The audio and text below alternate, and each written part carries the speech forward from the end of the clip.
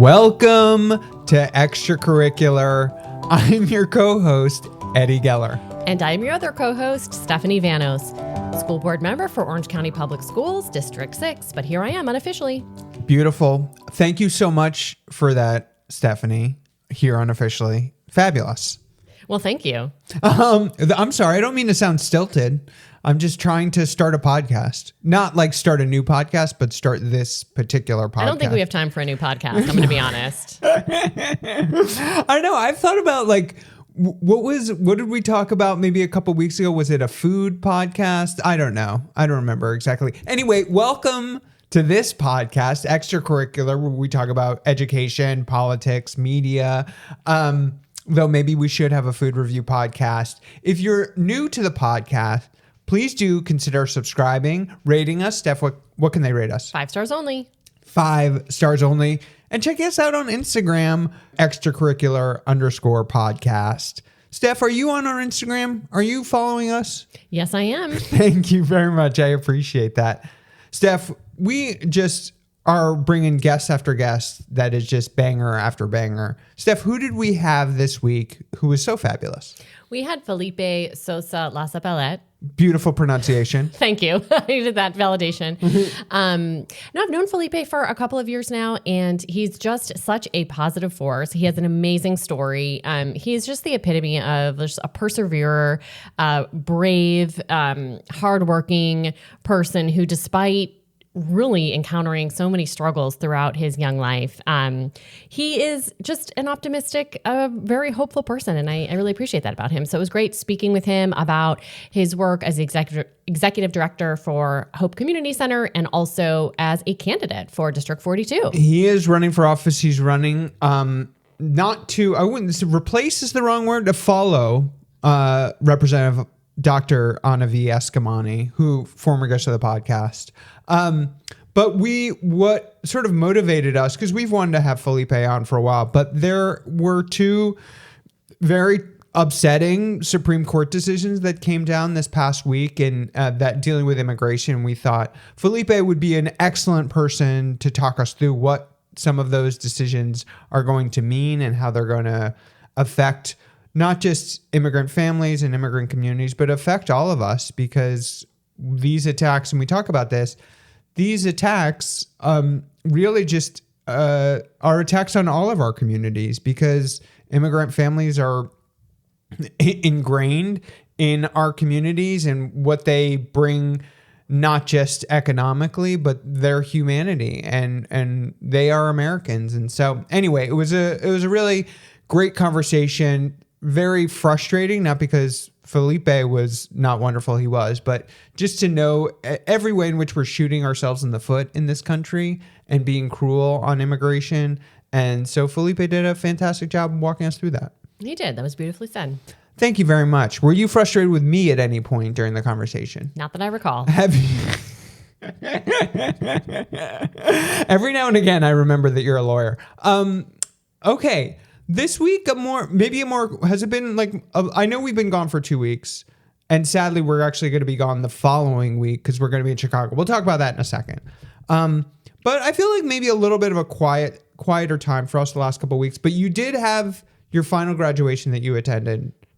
Can you talk about it? Yeah, I did. Yeah, we had our last graduation this past Thursday. It was for our students who were in summer school, just finishing up those last credits to be able to walk the stage this year, just a little bit later than the rest of their graduating class. So it was great. It was really exciting to see students who, maybe taking a slightly different path. Maybe they had some event that, kind of caused them to get behind a little bit in school, but still so dedicated to make sure that they graduated. So it's always a great one, and it includes all of the high schools across Orange County. So it was just a mix of, a lot of different principals there recognizing their students and students. So I think there were around 70, which is one of the largest classes that there ever has been for our summer graduation. So that was great. That was at Boone High School. Shout out to Dr. Maestre for hosting. Former guest of the podcast. For hosting and organizing that. But yeah, so that was fun. You saying walk across the stage, this is how my brain works, made me think of walk like an Egyptian. Where are you at on the Bengals? Oh, love the Bengals. Should this become a music review podcast? Perhaps. But when I think of the Bengals, I think of a talent show. I remember, I don't know, I was probably in like 5th or 6th grade, and the 8th grade girls who were the cool ones did Manic Monday. And they had this like, they had these like houses. It was like wooden kind of cutout of a house. And then each house had a cutout of a window. And then each of them were like in behind the window. I just remember that's how like it started out, which when I think back, like parents were like extremely involved in these talent shows. Like they did a lot of work to make these talent shows happen. So anyway, that's what I think when I think of the Bengals. But have your girls ever participated in any talent shows? No, not really. No, not because they're not talented. They're talented in their own way. But I just feel like we don't. I don't know. I don't know. We didn't. Our schools did not have ones like I had when I was growing up. Are talent shows problematic now? Is there some way in which I don't realize? No, I mean, I know the district does like top talent. So they have, like a district-wide kind of large talent show, which I know I was out of town for this year, so I missed it. But I think it was at the Dr. Phillips Center. So, I mean, it's like there's a large one. But I just feel like the school ones, I don't know. We have not had those. Okay. Bring back talent shows. That's what you should run on for when you run for re-election, if that's the thing you decide to do. Okay. All right. I mentioned this briefly. We are going to be off again next week. Please don't be mad at us. We will miss you. But we're going to be in Chicago. Steph, what is happening in Chicago? Big family get together we like to get together on the 4th of July. So yeah, my sister and brother will be there, some cousins and family. And it's just a big, all of us together in a house. And there's not a lot of sleep that happens. There's a lot of late nights and early, it gets light so early in Chicago. Literally, I mean, like 4 in the 4s. The light is streaming through the windows. But usually it's nice because we get some good weather. We have some cool mornings, although I think they're having a heat wave now. So it's going to be hot while we're there. All right. Well, I'm very excited to go. This is my first time attending. Thank you for extending the invite. Though now knowing how many early mornings they are, I am second guessing it. You told me right before we started recording that you think your ideal sleep schedule might be 9:30 p.m. to 5:30 a.m., which I found horrifying. Justify yourself. It's the best hour. Okay, here's what I'll say. First of all, what happens between 9:30 and like 11, a normal bedtime? Rotting. Not much. Right. I mean, you're just wasting time. Okay, wasting. But anyway, go on. But I'm a morning, through and through, I'm a morning person. I love the mornings. I love the quiet. It was so nice. I met my running partner, Jill, this morning, and we met at about 6:10 because we couldn't quite commit to 6, but we didn't want to go as late as 6:15. So we settled on 6:10. And it was just nice getting in some miles before the sun came up. It's just a beautiful time. It's just quiet. It's not as hot. It's just like coffee break. It's just everything about the morning is so great. Mm-hmm. I mean, that is a lovely description of mornings, but 5:30 a.m. It's a lot. I used to get up very early when I lived in Los Angeles and I worked on the TV show House as a PA. I had to be there at 7 a.m. And I don't know if I got used to the early mornings because I definitely took a lot of naps in the evening, but I don't know. I have at times contended that I'm a morning person, but I'm not a 5:30 a.m. morning person. But you're also not really a night person either. What kind of person am I? You're a person who needs a lot of sleep. All right. Well, as am I. So I respect it. Thank you. Okay. Because that sounded a little bit like an attack. All right.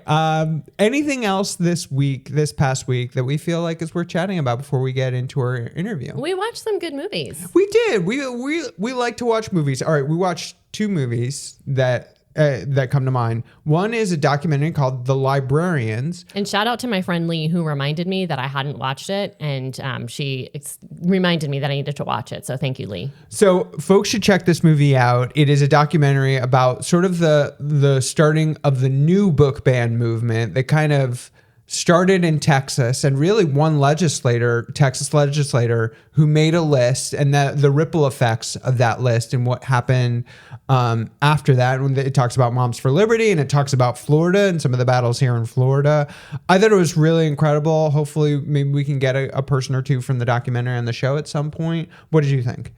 Oh, I thought it was incredible. And I think it is a good reminder, because I think there are some people who have kind of taken this position of like, even though maybe they generally support books. They kind of feel as though fighting about books is not worth the fight, and like, oh, kids aren't reading books anyway. Let's just pull them from the library shelves. And I think the documentary is really a good reminder that it's not just about a book. Like, it is about so much more than that, and how really critically important it is to protect our media specialists, to protect our libraries, to protect access to a broad array of books, to not allow one person, to dictate, which books should be available, which books are fit for consumption.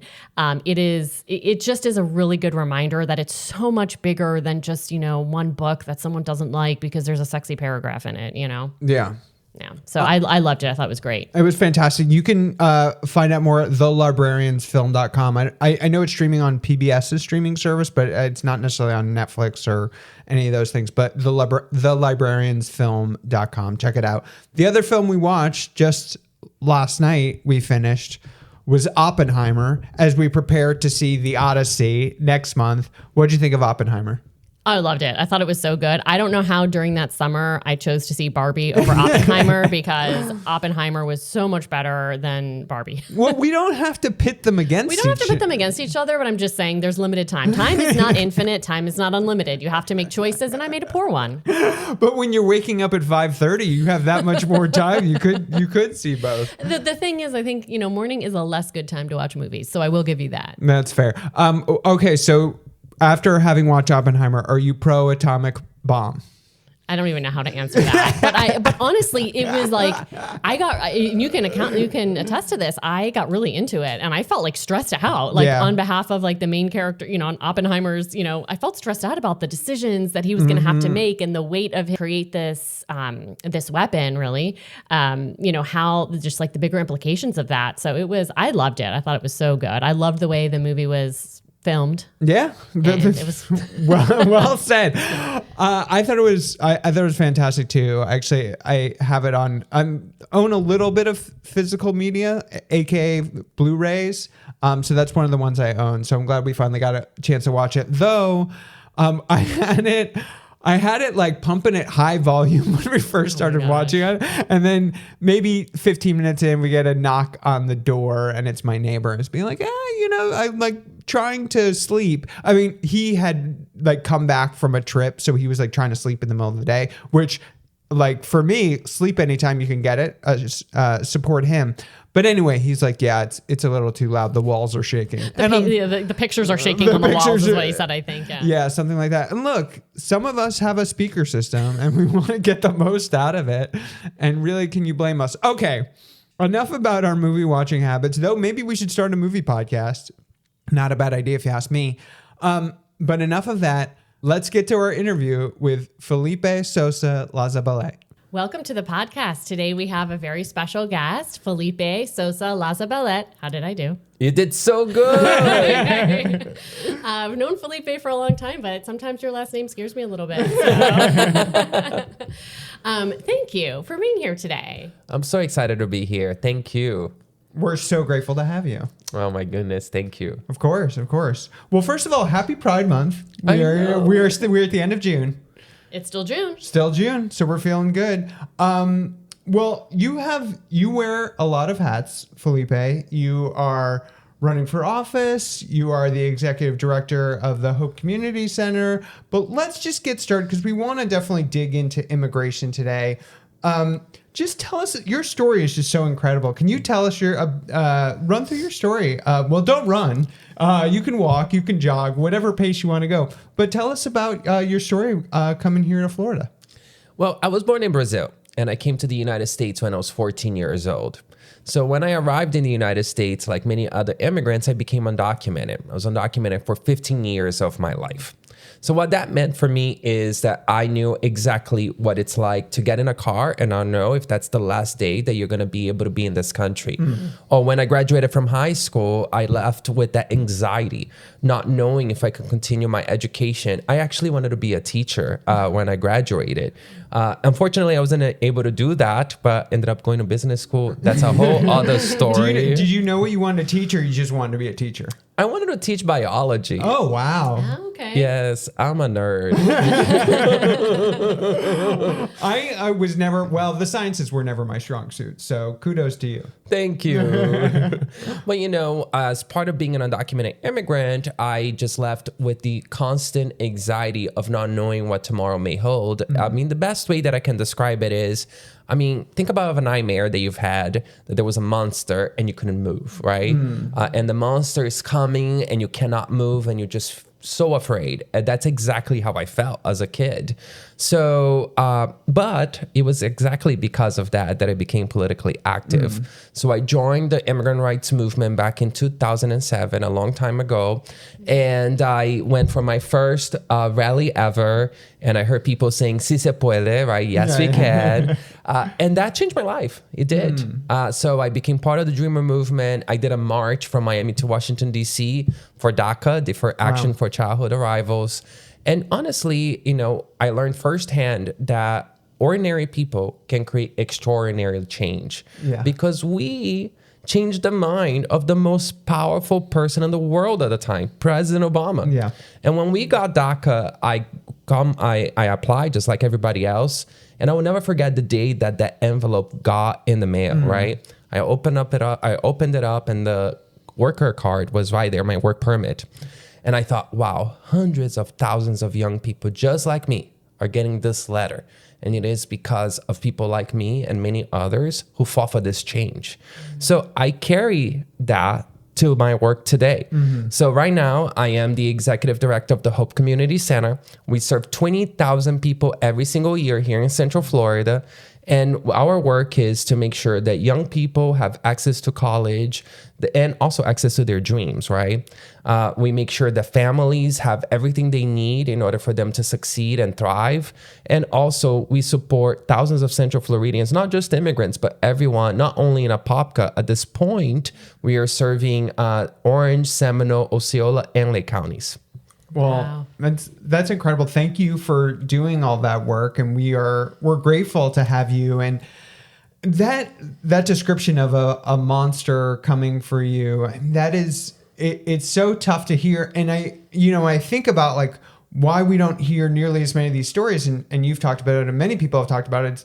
It's hard to talk about your story when you are undocumented because you can't go in front of the world and, for fear of what might happen to you. So I think you talking about that is just really, really powerful. All right. So one of the reasons that, we want to bring you on specifically this weekend, we're here at the end of June, is two terrible decisions came from the Supreme Court. The Supreme Court keeps it coming. Can you talk to us about what came down? You don't have to go into all the details, but just generally, like, what has happened? What are those decisions? Absolutely. So it would be maybe a little helpful just to do a little description of what TPS or temporary protective status is. Perfect. And also what asylum is, right? Thank you. So TPS or temporary protective status, it's something that existed in the law for a really long time. Okay, so this is actually part of immigration law. What it does is it allows the Department of Homeland Security and the Department of State to designate countries to be protected if they faced natural disasters, humanitarian crises, or political upheaval. So it's only for people who are already in the United States. Because, some of the myths are, if we give TPS, then people on other places will want to come. It does not work like that. Yeah. It's only for people who are currently here. So what the Supreme Court did right now was to actually allow President Trump to end TPS for Haiti and Syria. Now, this will also impact all other countries that also have TPS designations, including Venezuela.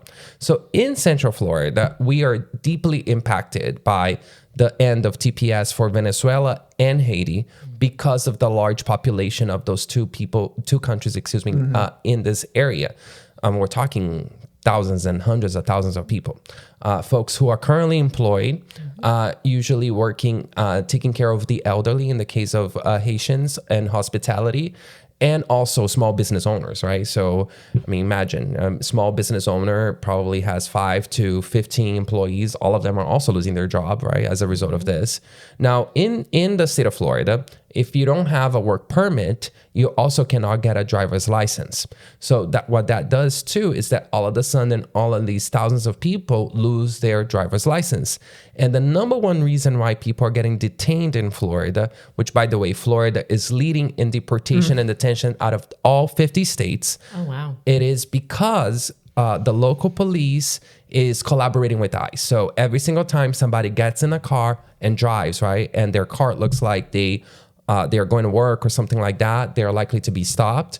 And if they get stopped, not only the person who's driving, but every single person in the car gets detained.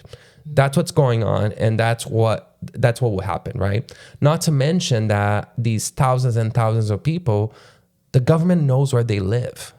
Because you have to register and you give your address, right, and etc. So now all of these people are at risk, not only when they're driving, but literally when they're at home. Now, asylum is a separate thing altogether. Asylum is also a designation. It's in the law. So, by the way, people have been coming lawfully. Yeah. Right. And I want to make sure that that's clear, right? Yeah. That's another myth. That's one of the things that they can do under our law is seek asylum in the United States. That's correct. Yeah. So back in the 80s, countries around the world decided to protect asylum seekers. And what they were trying to do is to actually learn lessons from the Holocaust. So a couple of the stories, for example, that happened here in the United States was of two different ships that came from Germany full of folks who were Jewish running away from the Holocaust, but they were not protected.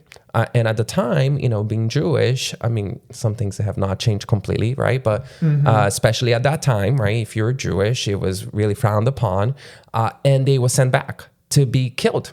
Right. And all of the people in those two ships died in the Holocaust. I mean, this is documented and proven. So as a lesson to learn from that, we created asylum protections.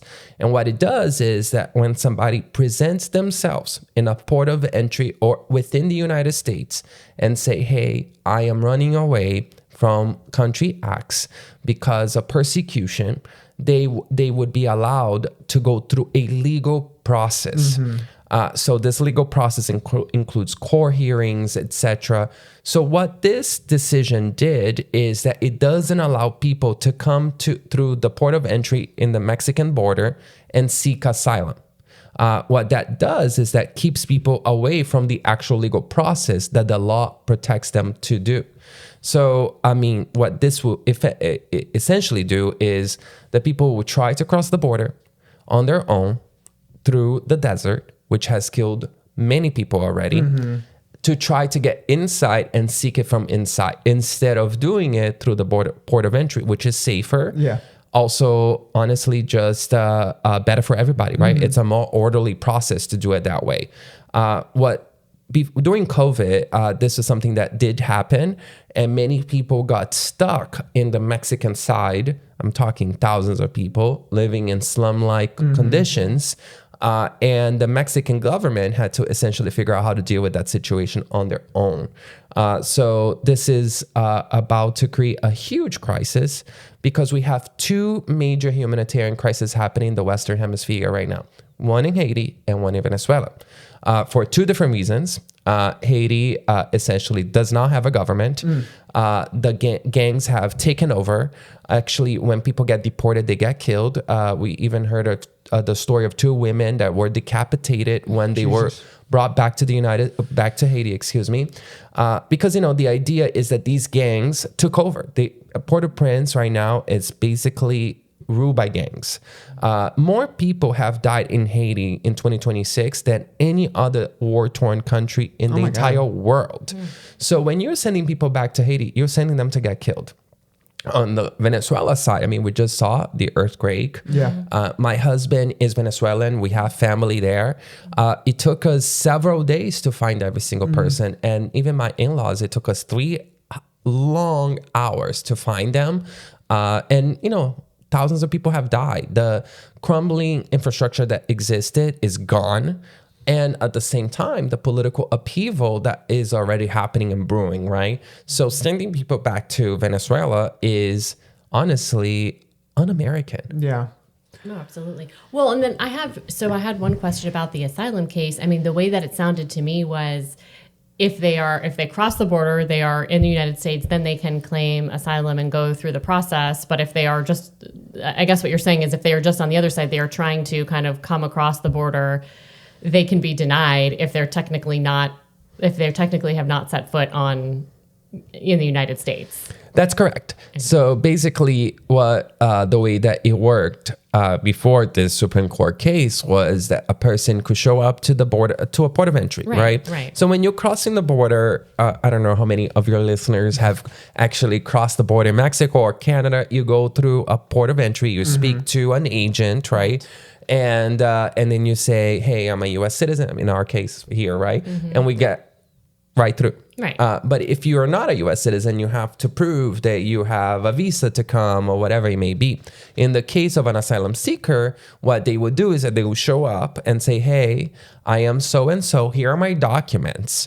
And I am seeking asylum in the United States." They will be allowed in and then taken to a detention center for a period of time where they will basically go through a process, a clearing process first, which would include whether or not they have committed crimes in the past, just a background check, and then an interview that they will basically prove that they have a reason why they're seeking asylum.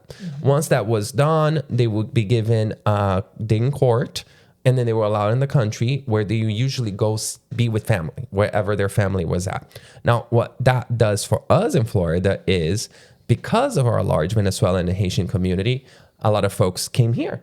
And they live here. And while asylum cases can take up to 10 to 15 years for you to actually have a day in court. It is one of the other issues in this whole process. Instead of focusing on ICE, I believe that we should be putting more judges in USCIS, using the resources so we can actually clear the backlog and give people a chance to live freely in this country. Yeah. So it sounds like, that makes sense. So it sounds like the law is now saying when they now approach a port of entry, they can be denied. That's correct. Okay. Even if they're saying they're to seek asylum, they can be turned away. That's exactly right. So it seems like it would kind of be encouraging people to go around like ways of legal entry to be in the United States, right? I mean, am I missing something? No, this is exactly what would end up happening. But the problem is, all of these, first of all, these folks, right? They want to seek asylum. They want to go through the legal process. So if they were to cross the border on their own, the border is very dangerous. Not only because it's one of the most deadliest deserts in the world. Like the U.S.-Mexican border is a huge desert, right? Or the river, or the Rio Grande River, has killed so many people, right, who drown trying to get to the other side. So the natural place is actually very dangerous. But also, folks are in the threat of potentially being victims of human trafficking and other really big issues that happen at the border too. So we are doing it in a way that it's unsafe for migrants, but also honestly just not safe for the U.S. When people were presenting themselves at the border of entry, right, at the border, they were going through a legal process right away, and the U.S. determined who got to stay and who had to leave. That will basically be out the window now. I'm curious just how, on a personal level, you feel when these two Supreme Court rulings are just the latest in just a series of blows since Trump retook office. Yeah, I'm curious, how you're dealing with it, how you feel. On a personal level, I'm devastated. Yeah, I'm devastated. I have so many friends who are Haitian, people who I love and I care about, people who I know are contributing, nurses, teachers, etc., who are about to lose their work permit, who are actually going to lose their ability to drive in our streets. And also, they're going to lose their jobs, their livelihood. And then on top of it all, those places that needed that person are also not going to have their talent anymore. Right. And similarly with the asylum seekers, right? I shared that my husband is Venezuelan, and I talk to my family back in Venezuela all the time. Mm-hmm. And the conditions there have not improved. So to send people back, to not allow them to seek asylum, when we know there are these two huge humanitarian crises happening in the Western Hemisphere, in my opinion, is un-American. Countries across Latin America actually have taken a lot of asylum seekers. So, for example, Colombia took over more than 2 million Venezuelans. Peru took over 900,000. Brazil took 600,000, to just name a few. So it's not like the other countries in the hemisphere are also playing a big role in taking in people who are fleeing horrible conditions. And the US, the richest one in the whole hemisphere, doesn't want to do their part. Well, I have a question about that. When we talked about, these changes with TPS, are there, even if you just look at the economic impact right here in Central Florida, I think it's obvious. Have any of the large employers or businesses, people who have, I would say, more sway in our state legislature, in our state government, have they done anything to protect their own workers? Have they advocated? Have they, shared their perspective? And are they attempting to, do anything, at least in the state of Florida? Yes. So a few years back, Disney actually issued a letter saying that 500 of their workers were Haitians who had TPS. And they asked for TPS to be extended. Also, the Rosen Hospitality hotels, they've created a program to help some of their workers with immigration attorneys, that they help them and they pay for it, etc. So there are the advocacy level, but also just the more human one-on-one level that also needs to happen, right? Right. No, that's a good point. Yeah. But yeah, I think that our industries are saying, hey, wait a minute, we need these people. Actually, 1/5 of elderly care workers are Haitian. I believe it. And I can't imagine, I know we do have a large population, large immigrant population here in Florida, but I would imagine there are other places across the United States. And I hope that they are also, putting pressure on the federal government at the federal level. Absolutely. And Florida actually has the largest number of TPS holders in the entire nation, specifically because in Venezuelans and Haitians, but also Guatemalans, Hondurans, and other countries that have traditionally settled in South Florida. So we have actually a huge TPS population, but also other places like Massachusetts, New York, to name a few too. So I know we just mentioned it's hard for folks and we're not just talking about undocumented folks, but when you are doing your work, your professional work, or you're knocking doors and you're, talking to the immigrant community, like, what are you hearing? Yeah, you do bring up a point, right? That this is not just impacting undocumented folks or people who have TPS.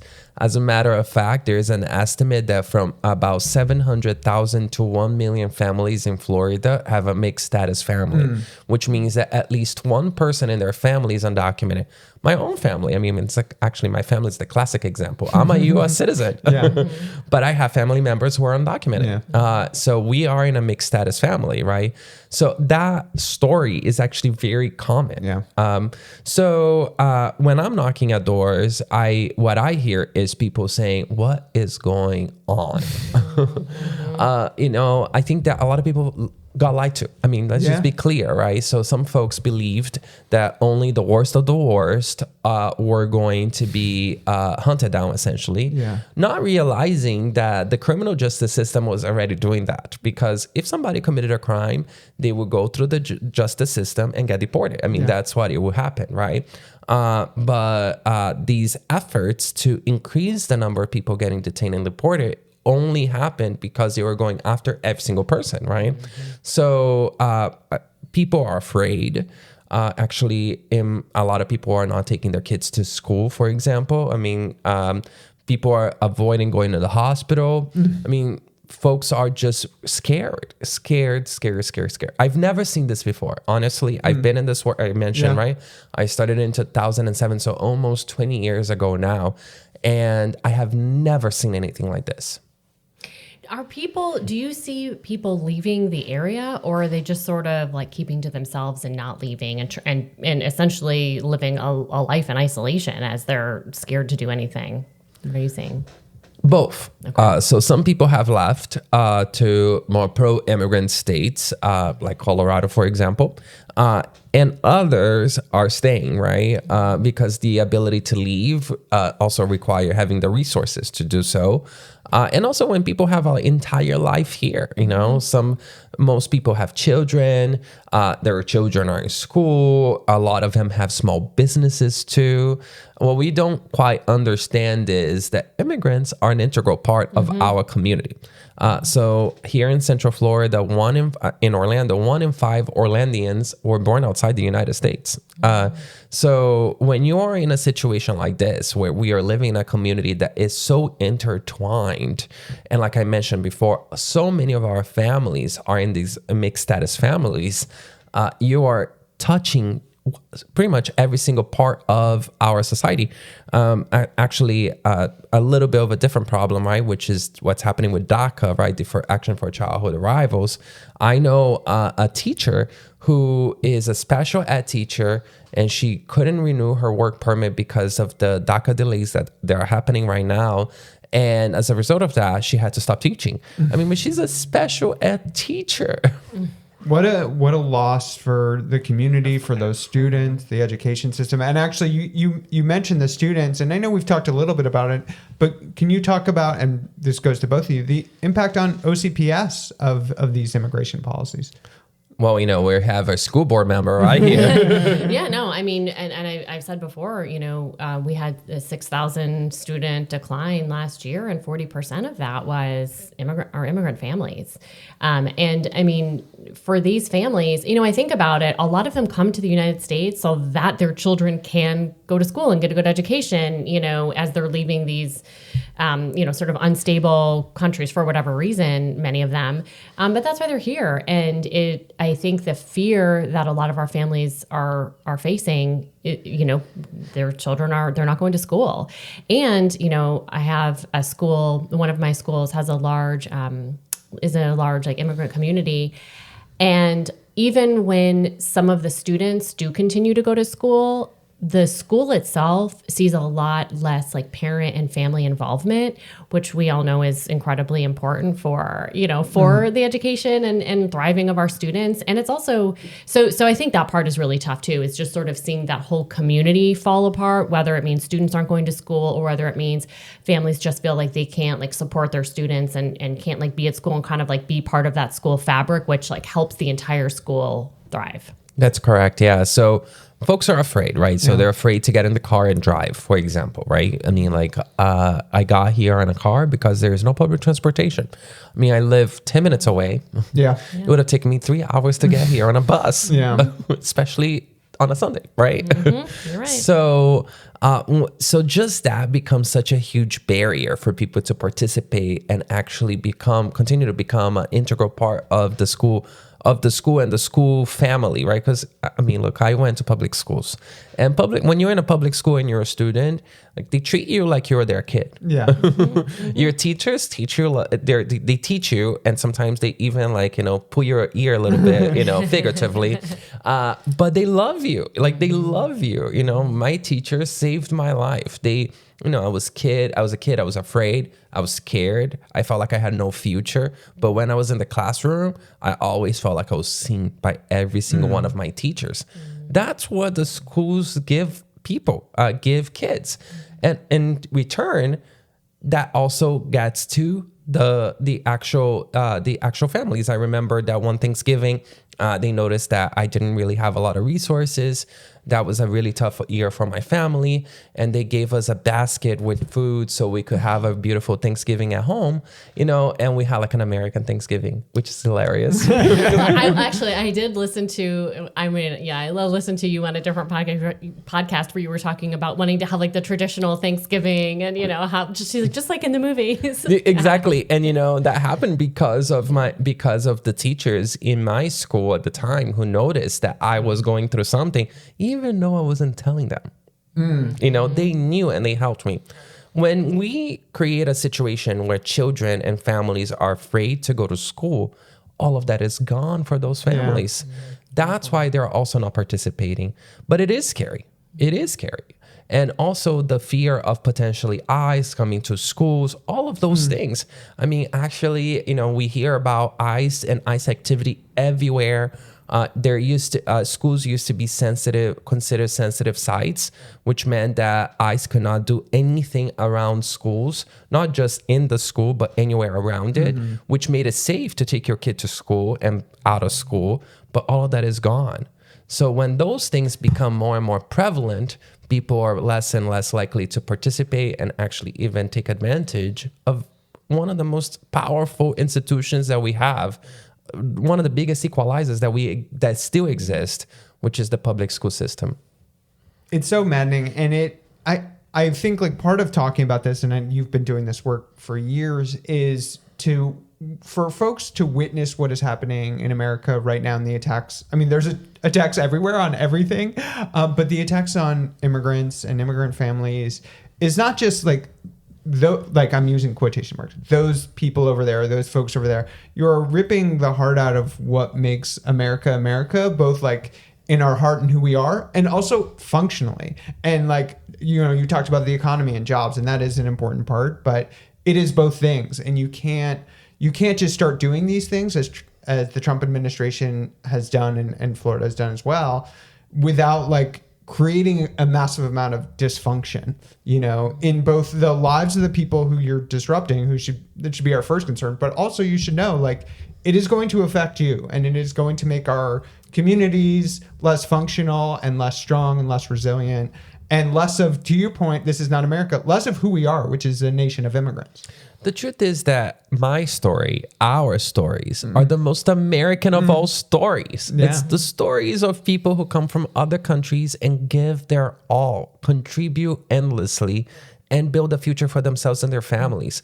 And in doing so, contribute to this community in such huge ways, right?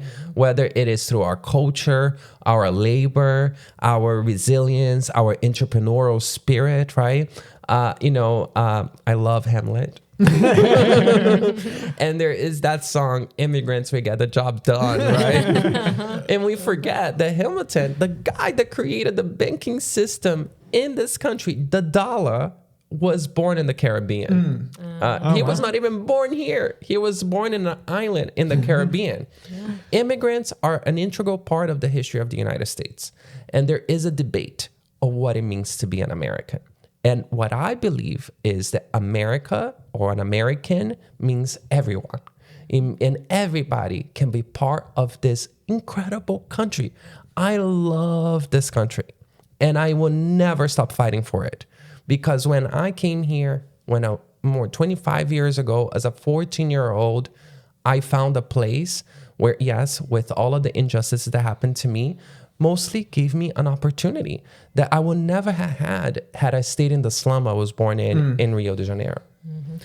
I think about your story, and it just gives me goosebumps even when you said it there, because I think about you coming over here, as a 14-year-old, and I believe your sister was living here, and I remember you saying you were just told, just tell people you're going to Disney World, which is like such a big part of, I feel like, the American story too, but that you were so brave that you did that, and that even as you were scared as a young person living here, that you took it upon yourself to try to make a change.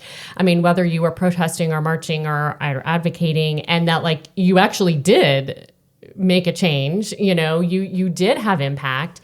And I think of you as being so courageous and brave and just, persevering and hardworking, and you are no stranger to struggle.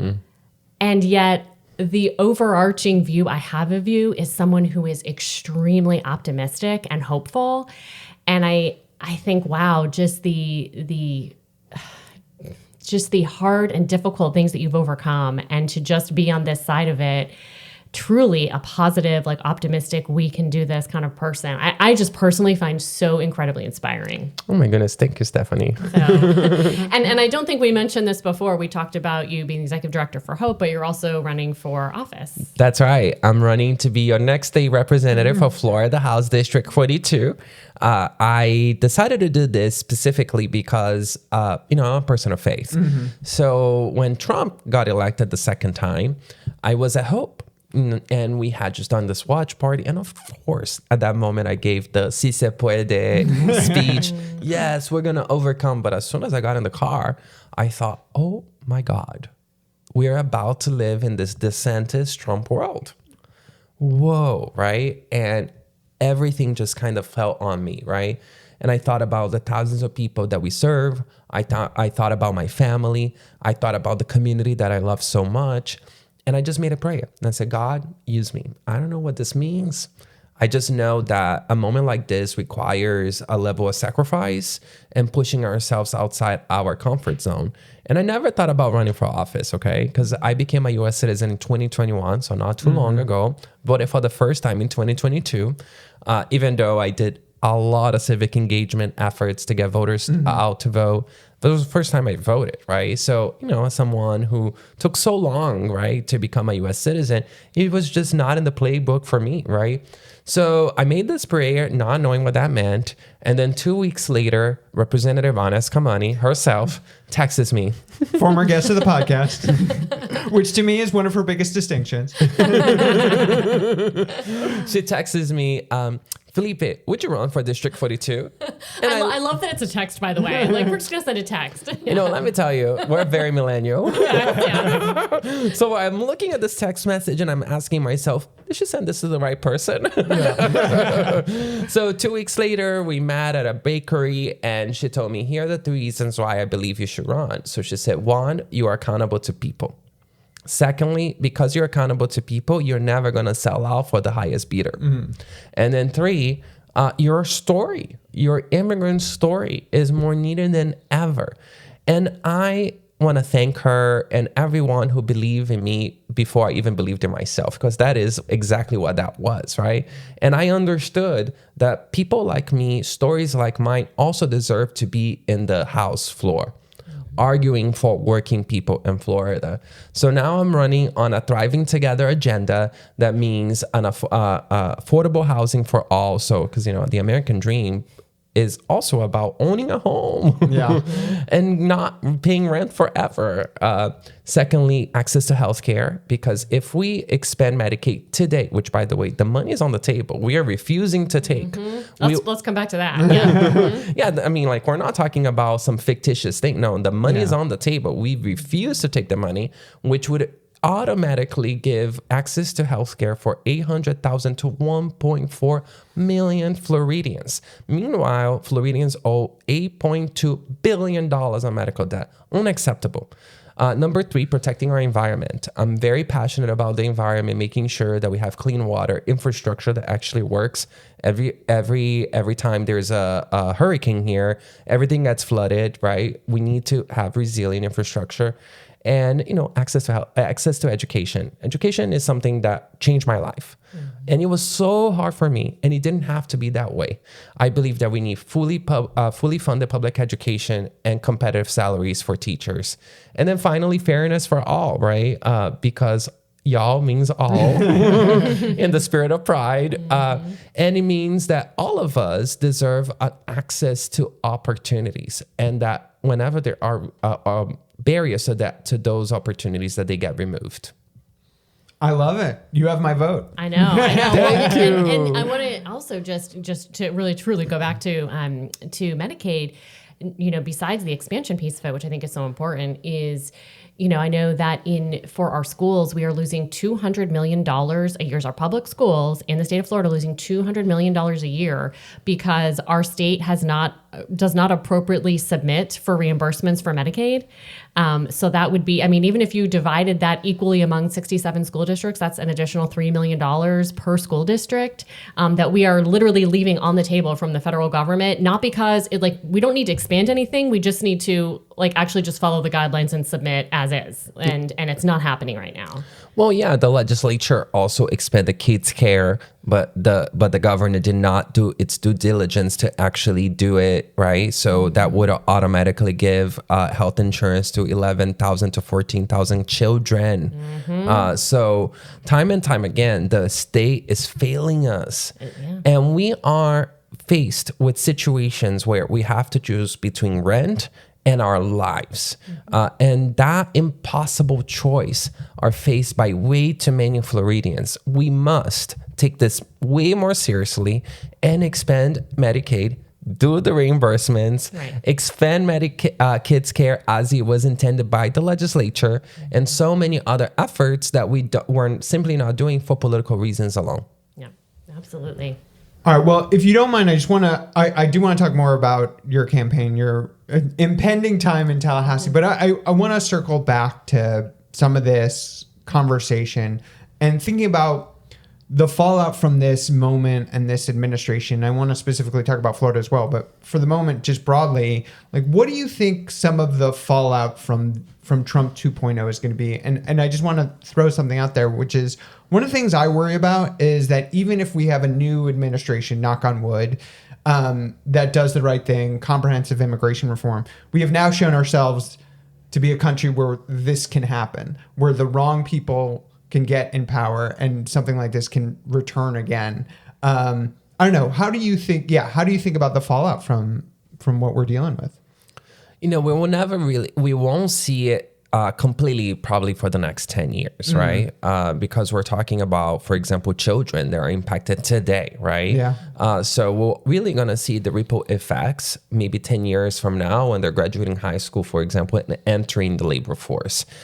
And also at the same time, like you said, there is a ongoing conversation about what it is okay and what it's not okay. Yeah. And when lines are crossed, sometimes is really hard to bring it back, right? But I wouldn't be in the business of social change if I didn't believe so wholeheartedly in it, right? Yeah. I mean, Martin Luther King said, the pendulum of justice, right? The pendulum of history bends towards justice. Yeah. So I believe that that's the case. I just want this bend to be quicker. Come sooner than later, please. Yeah.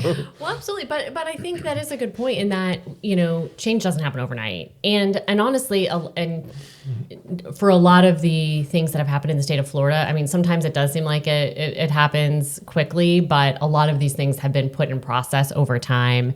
And so I think just chipping away as we can and getting to where we need to be is important. And I think it's important to keep that big picture strategy in mind, and just keep moving forward one step at a time. I agree. And I think that there are small things that we can do and big things that we can do, right? So a small thing could be, okay, I have an immigrant neighbor and I'm going to take their kids to soccer practice so they can go to soccer practice. Or I'm going to pick up groceries for them so they don't have to drive. Or I'll take their kids to school too. Small thing that you can do like today, right? You know who lives, the people you know.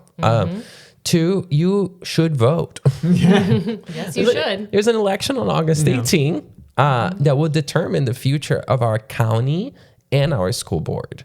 And that is critically important because sometimes people don't believe in the local elections. But the folks who are working locally have the biggest impact on our everyday life. And then there is the November 3rd election, right? Which I will be on the ballot. So please vote for me if you live in District 42. And also change the composition of Congress, right? And even have an impact potentially on the gubernatorial race. So there's a lot. I mean, I say this all the time because I truly believe it. Our lives are on that ballot. Our future is on that ballot. And if we come out to vote in force, we can actually reclaim government to be a force for good instead of force for evil. Absolutely. And I apologize for hammering on some of the negative stuff, but I do think it is important to know what we are up against and what people are doing. Can you just articulate what is happening here in Florida in this, DeSantis administration, the Republican legislature? Are there examples of ways in which they are supercharging or reinforcing these attacks on immigrant families? Absolutely. So back in 2025, the Florida legislature passed a law that was called the Trump Act. You know why that happened. So what that did is that amongst many things, it created a path for ICE to be in collaboration with local police, which it is, creating the biggest impact on on deportations here. Now, the governor took it a step further there, and then he deputized pretty much every single agency in the state to be used as an immigration agent. So now, for example, Fish and Wildlife can detain somebody and deport somebody. I know, and I mean, one of the most Floridian things to do is to fish in a pond. But if you're brown, you might get detained. So that just to give you an example. Additionally, also what has happened is that they allowed for the emergency fund, which by the way, it's supposed to be for hurricanes, to be used for human disasters, quote unquote, which then the governor quickly called that the immigration is a crisis, and is using those funds to create the Alligator Alcatraz, for example, which was a detention center in the middle of the Everglades in indigenous land. I mean, it's bad in so many levels, not just in one, right? There's a problem with due process, human rights, but also destroying the Everglades. By the way, how we get our fresh water in the state, and at the same time, not respecting indigenous land, right? So, and at the same time, enriching various vendors who have contributed to various campaigns. That's correct. Yeah, they spent nearly $1 billion. $1 billion. Imagine what our schools could do with that. I'm serious. I mean, like, we could give more than 6,000 teachers a huge pay increase, like right now with that money. And also, like you said, Stephanie, which you're completely right, that money went to Republican donors. Right. The corruption. Oh my God. With our money. Yeah. So now they have to pay an additional $200 million to close it down.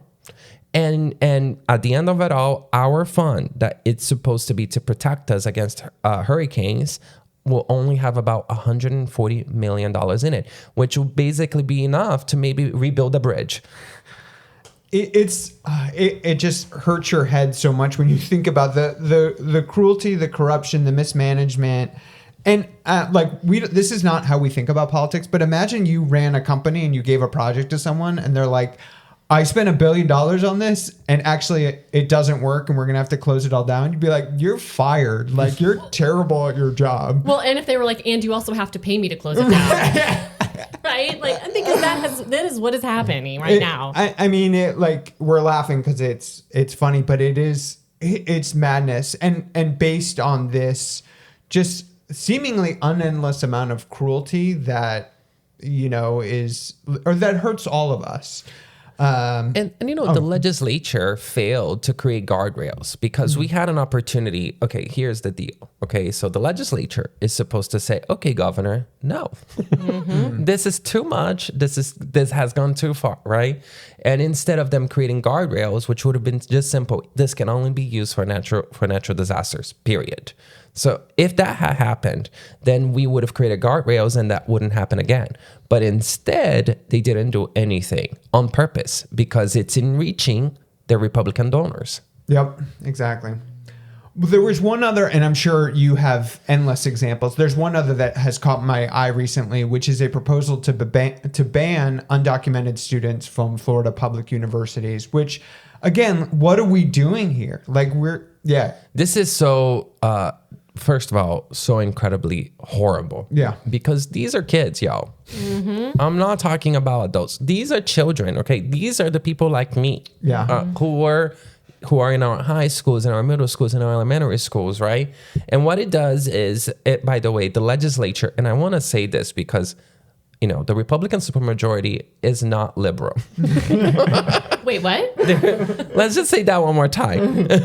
They're not liberal. They're very conservative. Yes. And they thought that was too much. Yeah.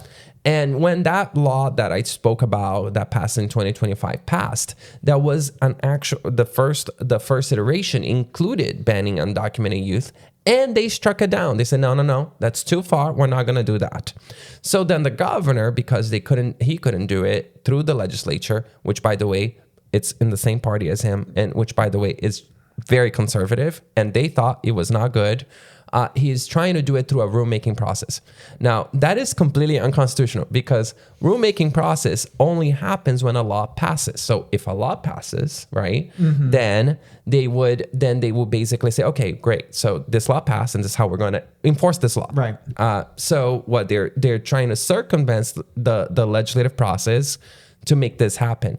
Actually, the Oversight Committee sent a letter saying that they're against this, specifically because they said, wait a minute, we never passed a law like this. So now we all have an opportunity still. The meeting is happening on the 30th, so next Tuesday. For folks that want to participate, you can go online, you can watch it, but you can still submit your comments against it. And important to note that, and I don't know whether this is the Board of Governors or whether this is the State Board of Education, but in either case, the people who are making these rules, they are not elected people. Correct. They are appointed people. So this is appointed people that are making essentially now new law.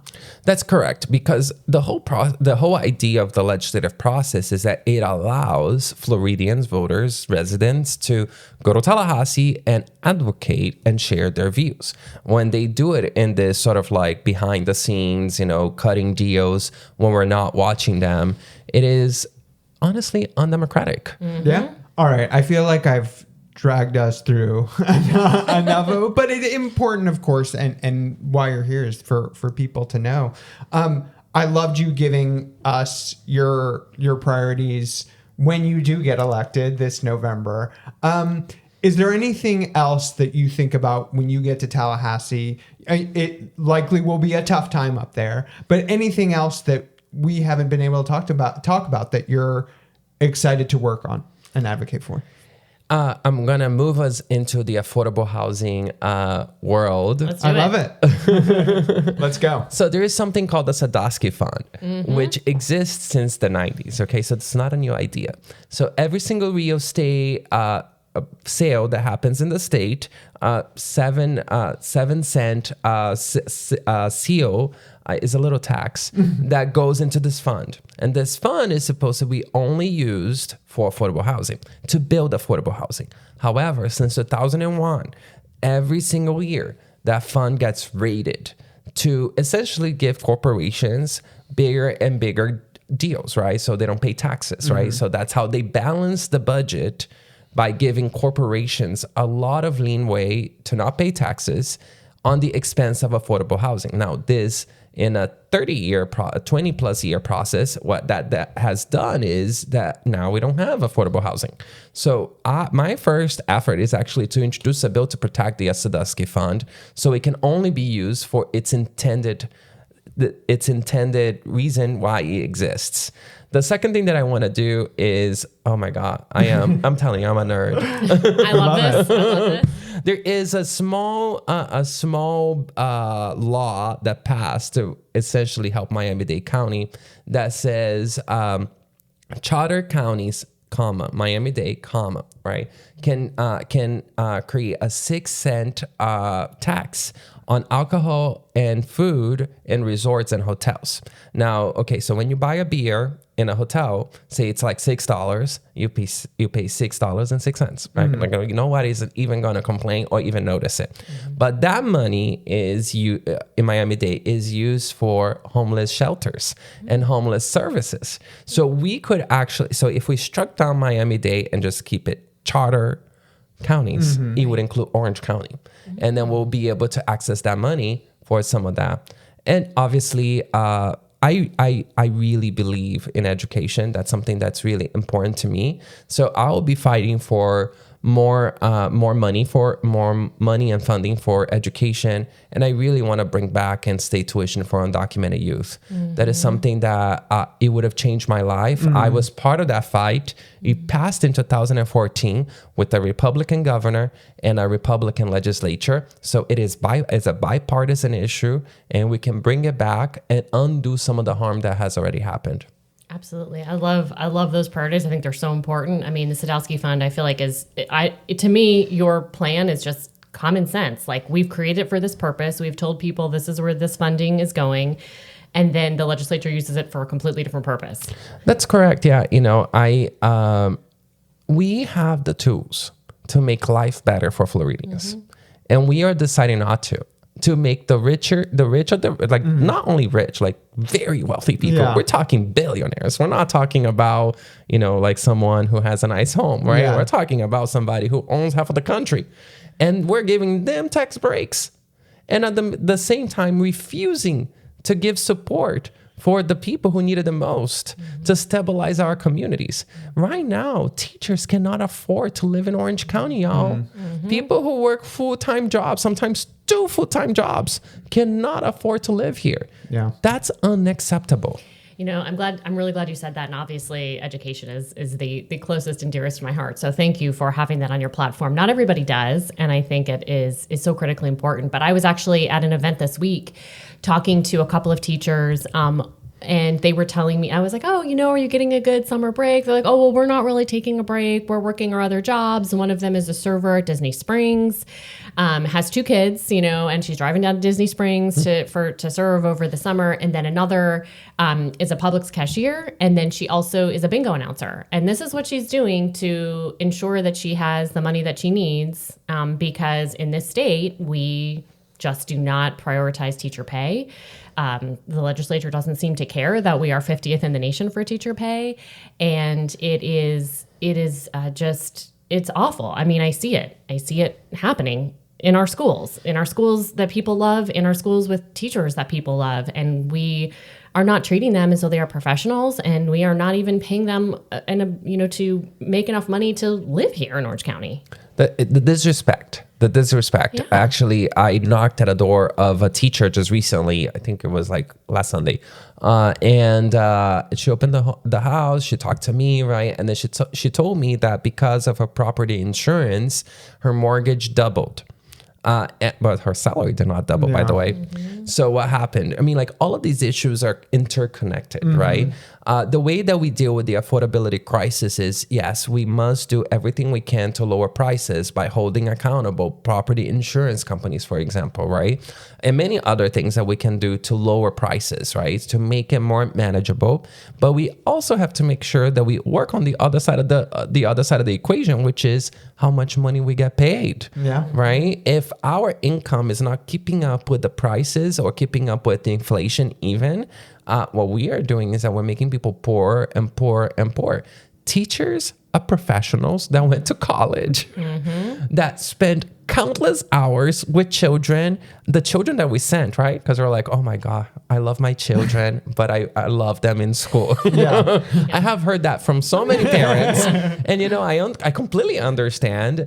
And yet the people who are there cannot even, they are stressed out about whether or not they can pay for their utilities, whether they can pay for their property insurance, whether they're going to lose their home, or they have to move 3 counties away so they can afford a place to live.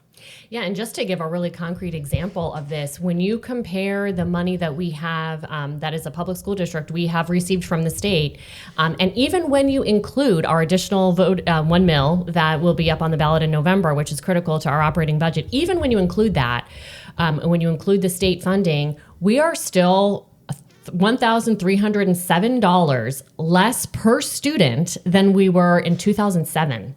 That's wild. Because of the rate of inflation. And we have $1 billion to build a detention center in the middle of the Everglades, but we don't have money to do what's right for teachers, by teachers, for our public school system. Exactly. The priorities are, I don't understand how people can be behind these priorities. That's correct. Absolutely. Well, we know you have a busy Sunday ahead of you. Thank you so much for taking time to talk with us. I feel so much more educated, and hopefully our listeners feel the same. So thank you so much for joining us and talking through some of this stuff with us. Well, thank you so much. And then if you want to get more involved with my campaign, you can come to my website, felipeforflorida.com. Thank you for the opportunity. I want to say thank you to Stephanie for her incredible work in the school board, fighting for her kids. I call her all the time. Me too. She gets that phone call all the time when I have a kid that I'm trying to help and I don't know how to. So thank you, Stephanie. And thank you for this incredible podcast. Oh, thank you so much. We're trying. Thank you. So grateful for you. And we will also share opportunities so folks can get out and knock some doors for you and just participate in the process and help elect an amazing new lawmaker to Tallahassee. Thank you. Will you come back and talk to us after your first session? Let's do this. Okay. Let's do Love this. it. Yes. Yes. One of the things that I didn't set out to make history, but if elected, I will be the first dreamer, the first Brazilian, and the first openly LGBTQ plus immigrant in the Florida legislature. Amazing. That's amazing. It's going to happen. Let's do this. We've got it. All right. All Thanks, right. everyone. Thank you.